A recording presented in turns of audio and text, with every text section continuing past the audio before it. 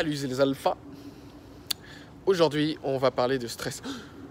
Parce qu'il y a des gens qui disent on est stressé, c'est pas bien. Et est-ce que c'est mauvais pour la santé et pour le fitness, l'esthétique, la musculation, le déstressé en tout?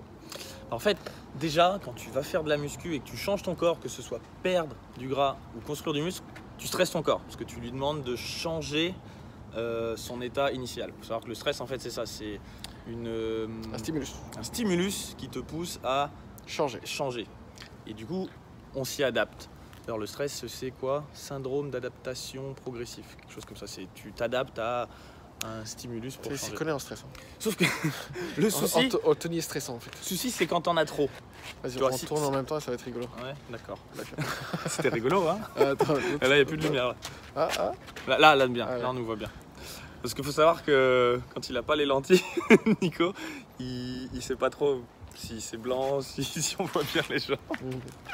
Alors, le stress, ouais, en fait, quand tu fais de la muscu, tu as du stress. Si tu essayes de perdre du poids, tu as du stress. Si tu as un travail qui te stresse, tu as du stress. Si tu as une relation qui te stresse, tu as du stress. Donc au final, c'est bien, mais si tu as du stress partout, j'aime bien, tu as ton analogie du... C'est comme un seau d'eau. Et toutes les choses en fait se mélangent, toutes les sources de stress se mélangent quelque part. Donc si tu as un travail, surtout les plus gros, c'est le travail qui te plaît pas, une relation mauvaise ou toxique, ouais. Enfin ton entourage en gros, hein, si ton entourage te... Ouais, soit famille, soit la relation de couple.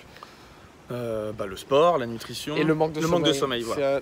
C'est les trois plus grosses sources de stress quand même, en général. Du coup, on va dire que si tu veux faire de la muscu pour te muscler ou perdre du poids par la nutrition, tu vas t'imposer ce stress-là.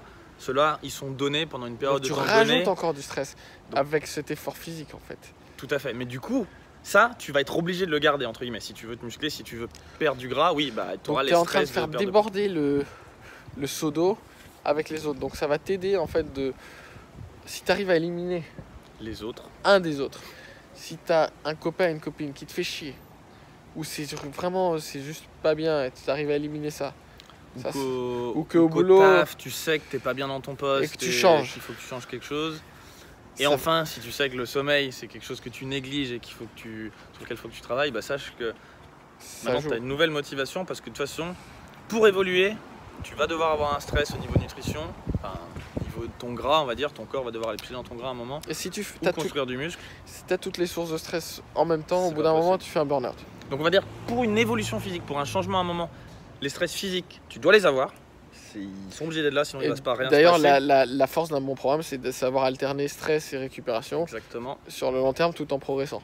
Mais du coup, pour maximiser ta récupération, il va falloir que tu limites au maximum pendant ta transformation physique toutes les autres sources de stress, dans la mesure du possible, tout en sachant que le stress, c'est quand même fait partie de la vie.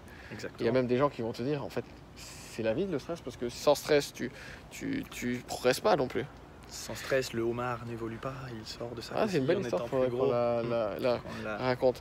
Mais c'est vrai qu'en fait, faut pas que ce soit un stress chronique, en fait, c'est ça la différence. Faut que ce soit, par exemple, au boulot, si tu as un super projet qui te fait progresser, ça c'est intéressant. Et après, tu repasses sur une phase stable où tu te reposes, tu as un projet, ça c'est bien. Ouais. C'est des oscillations.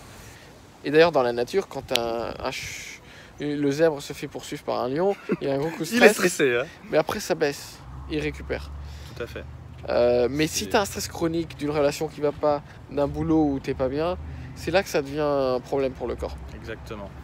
Et du coup, voilà, sache que la gestion du stress, quand tu fais un programme de transformation, tu t'en rajoutes du coup au maximum, essaye de minimiser toutes les autres sources de stress dans ta vie pour que pendant cette phase où tu t'en rajoutes du stress, parce qu'après, en fait, quand tu veux maintenir, une fois que tu as déjà le physique que tu veux, c'est plus tant que ça de stress à maintenir. Donc à la limite, c'est pas si grave en maintien d'avoir tous ces stress dans ta vie. Par contre, si tu essayes en plus de transformer ton physique, il va falloir que tu bosses sur les autres choses. J'ai du mal aujourd'hui, hein. Oui, dur, hein. Ouais. C'est pas grave, c'est un ingénieur. C'est pas grave, on disait donc voilà. Travaille sur les autres sources au moins pendant ta période de transformation physique. Et je vais quand même dire un truc, il y a une chose qu'on peut faire qui est positive, qui va dans l'autre sens, c'est-à-dire même si tu gardes des sources de stress qui peuvent t'aider à être mieux à baisser le stress, ce serait deux ou trois choses. La première, c'est la morning routine. D'avoir une petite routine le matinal, un petit rituel où tu fais quelque chose que tu aimes, soit lire, soit écrire, soit un peu de sport, soit respirer, soit une méditation ou une combinaison de toutes ces choses. Ce sera d'ailleurs la vidéo de demain. Ouais, ça sera peut-être une autre vidéo, mais très important. ça reset, ça réinitialise le mental. Deuxième chose qu'on peut faire tous les jours, une petite méditation, 5-10 minutes, juste à réfléchir à rien, à laisser lâcher prise. C'est pas le but de la vidéo de rentrer dans le détail, mais ça peut être quelque chose. Et troisième chose qui est vraiment très utile, c'est la gratitude. Donc on peut pas parler de ça dans cette vidéo, mais ayant... Voilà, Je te propose qu'on parle de ça demain. on peut parler de ça. Des bisous.